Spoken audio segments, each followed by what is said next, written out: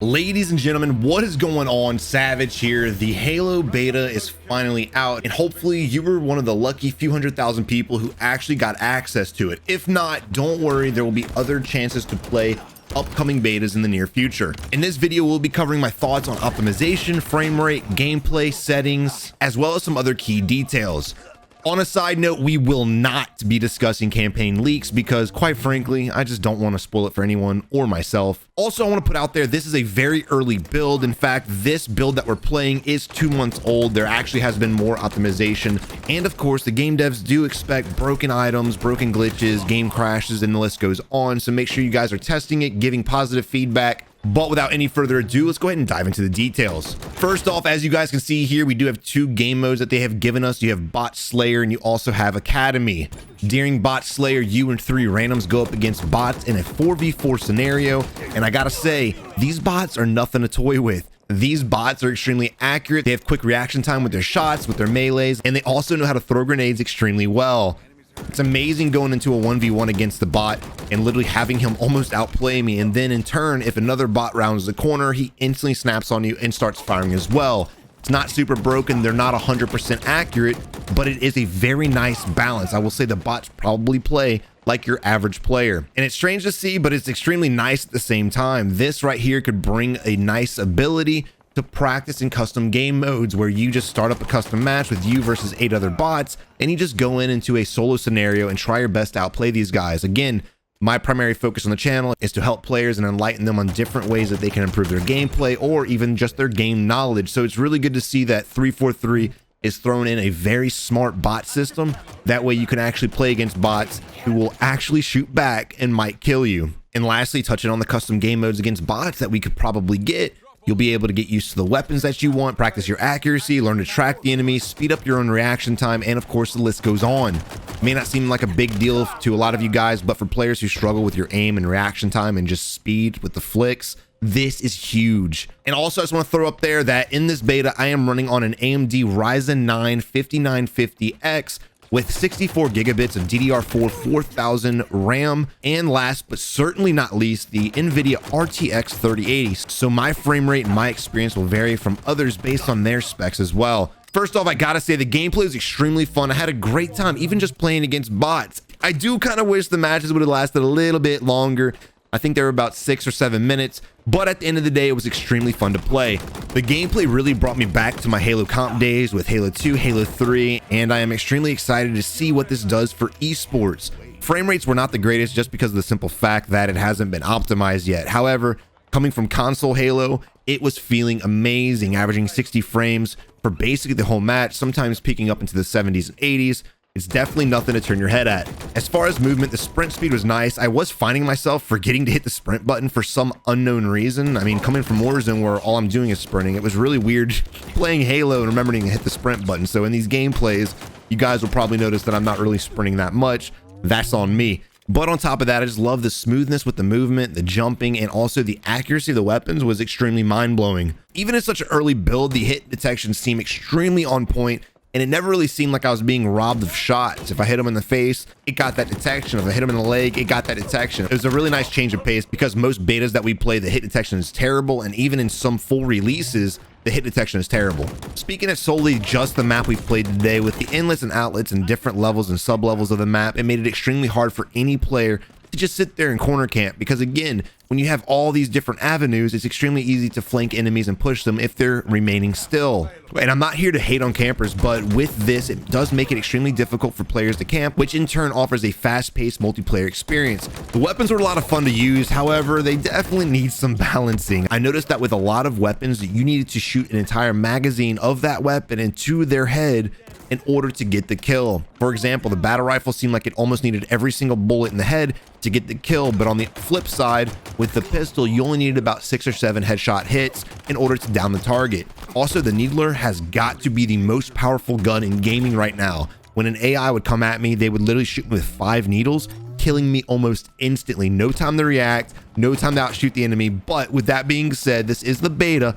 and I'm sure we'll have a lot of great weapon tuning coming from the devs. Now let's talk about the game changer, in my opinion, TTK and or time to kill. Halo has a very nice TTK in general, allowing players who are being shot at to jump, turn, and giving them a chance to outplay the competition.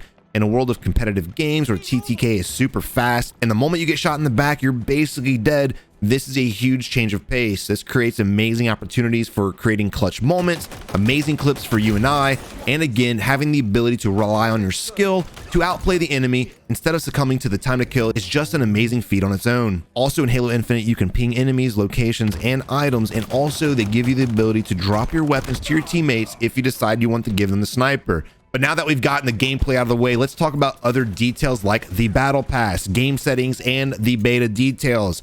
Halo Infinite settings are extremely in-depth, giving the player a wide variety of options with FOV sliders on PC and console. That's right, consoles as well, my dudes. This is huge for everyone who doesn't want to fork up thousands of dollars for a PC just to play a game with the same FOV as a PC player.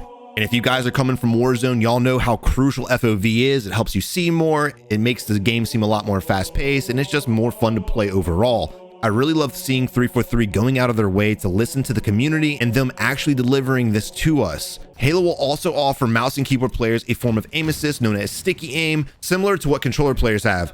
Now, I had this option on in this gameplay, and I did notice that was helping a little bit, but it was not broken. If I missed my shots, I missed my shots. If players ran in front of me, my aim didn't just instantly snap onto them. It's very slight, and I don't even think players are going to even realize it's there unless they either watch this video, watch other videos, or just look into the settings themselves. Also, as you guys can see here, the controller options are in-depth, and they are amazing. You can actually go into your settings and customize each and every button on your controller to fit your needs. You do have preset lists of different button layouts. For me, example, when I was on controller, I never liked the presets. I always wanted the option to rebind certain keys, but unfortunately with gaming, we usually cannot do that. You can also choose to tap or hold for certain actions like sprinting, ADS, and or crouching, and you can set your dead zone to whatever you like. Also, Halo Infinite will be crossplay, and no, it will not be on PlayStation. I know a lot of people know that already, but there are still a lot of people on Twitter saying, is this going to be on PlayStation? Is it coming later on?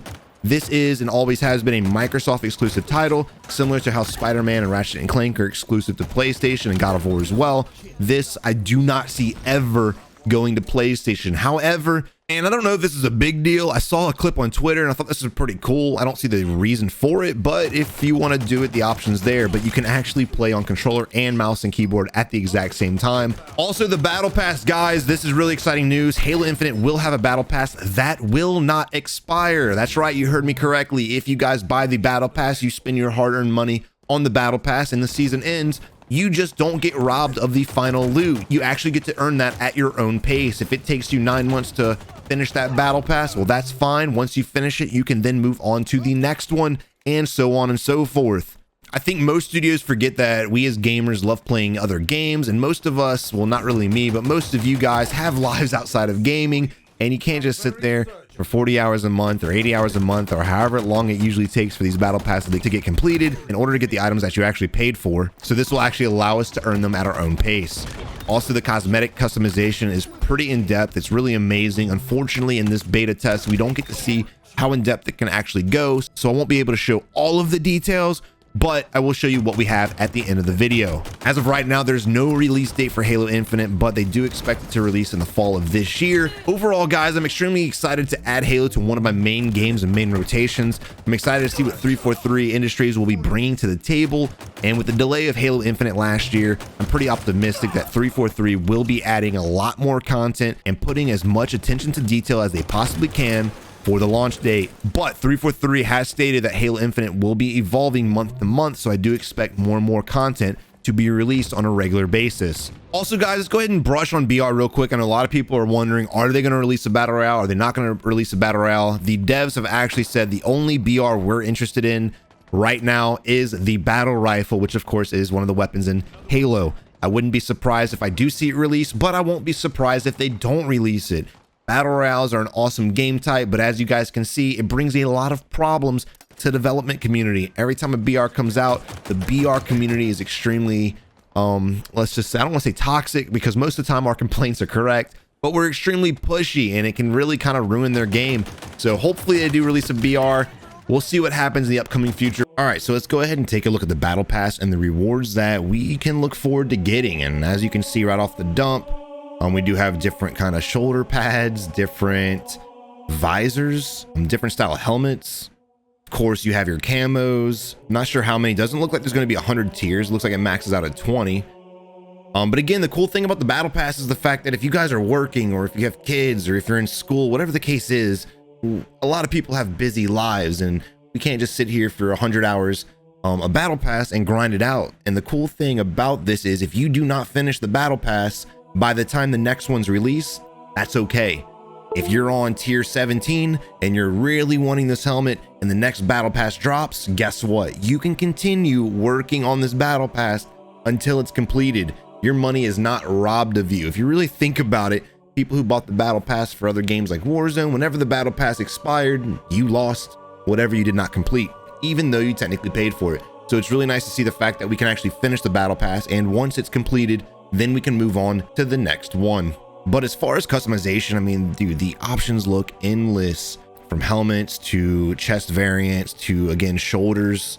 Let's go to the weapons bench. Unfortunately, right now, we don't have really much we can work with. We do have a few skins, and it's kind of nice, as you guys can see here. And I would expect to see some weapon skins added into the battle pass. In fact, now that I'm looking, I'm kind of questioning why this battle pass doesn't have them in there. But again, technical beta, maybe they'll add it into the actual real game. Now, it does cover all of the weapons from the UNSC, but as you guys can see, there's no customizations available for the Covenant weapons or any other races that they're going to be adding to the game. Even when you go to the vehicle bay, you have no customization options for the Banshee or the Ghost. It's literally just UNSC vehicles, but they are nice. Now, a lot of people, when they saw the trailer for Halo, they're really questioning the graphics and the way it looked. But as you guys can see, I mean, just simply turning the vehicle, but as you guys can see here, just with simple motion, flows so naturally.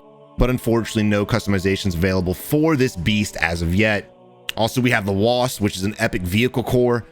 We have the Razorback, we have the Gun Goose, and the Rocket Hog, and the list goes on. I'm wondering if we're gonna get the Rail Hog. I'd really like to see that, and I'm sure we will. Again, we're only getting a handful of vehicles as of right now, but I would expect to see more later on. Now let's go to body and AI, and this is pretty cool too. And I've been looking at it, and it kind of took me a second to realize what it was, but you can actually customize your AI model. I guess your Cortana can be customized to whatever you want.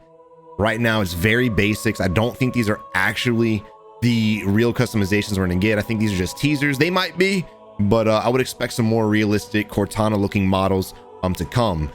But not only can you change the shape of it, I would imagine you could change the voice of it as well, but you can also change the color of the AI on top of that. But again, because it's the technical beta, we can't really see everything as it stands right now. And right here, we can't access this, but it does say you can customize your emblem, announcer voice, service tags, etc. I really love the announcer voice one. So many games kind of force the announcer voice on you. I usually mute them because they're annoying. So I really like to see if we can kind of go in there and customize that to our liking. I mean, look at the graphics of this game. Just really look at it and appreciate it. It's not as hyper realistic as a lot of people want to go with, but because they kind of toned it down and really put a lot of attention to detail in this type of look, we have better frame rates, smoother gameplay, and of course, I mean, the shadowing and everything of this just looks beautiful. Now let's go to the shop, guys. Everything seems very, very fair price. When I'm coming from Warzone, where, you know, if you see a gun skin you like, you're looking at $20 for that one gun skin. You get some charms and things like that, but in the end, all you want is the gun. You have entire collections for 700 points, which I would imagine would be $7. I mean, this gun collection right here, you get the battle rifle, the assault rifle, and the pistol. This one right here is a little bit more expensive, but you do get 4 weapons with it on top of that. And of course, look at the coding. The coding is 300 points, and these prices may change. Let's be realistic. They may change in time, make it a little bit more expensive, maybe a little bit cheaper. We'll see.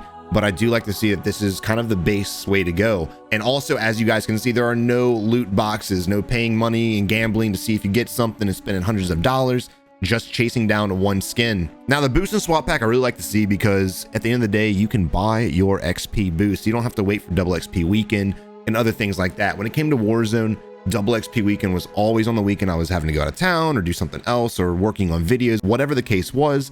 And I always missed out on leveling up my guns or my character or my battle pass. So I really like to see that you can, for $1, buy an XP boost as well as a challenge swap. Basically the money, I was able to buy the battle pass with the points they've given us, and it looks like you can kind of buy everything else. So we're going to sit here, we're going to buy these just to see.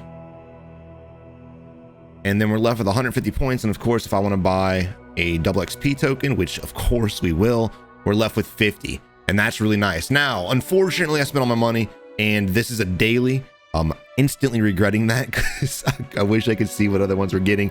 But again, I would expect when the game gets released, they'd probably take all the skins from us since this is free money essentially. But it is kind of cool to play around with this. All right, this is something I really wanted to talk about too, and I'm glad we're throwing this in at the end of the video, is the Academy. Again, guys, my channel is primarily based to help players become better players, but we do have weapon drills, and weapon drills are an amazing thing for us to use as players to go out there and kind of practice aiming and tracking with certain weapons, and also just kind of figuring out what guns we're better with, so when we go out into the battlefield, we can actually use the guns that we know we're good with. Now, there are 3 different tiers. Tier 1 is just simple. Targets are still, they're not moving, you shoot them, you try your best to get the headshots and shoot them as fast as possible. Tier 2 is going to be when they're doing basic movements. Now, I haven't actually played Tier 3 yet. I don't know if the server will let me because the server's not live right now. And it will. Awesome. We're gonna go ahead and dive into this, and I'll show you what Tier 3 is and kind of show myself too. This is the first time I'm playing Tier 3.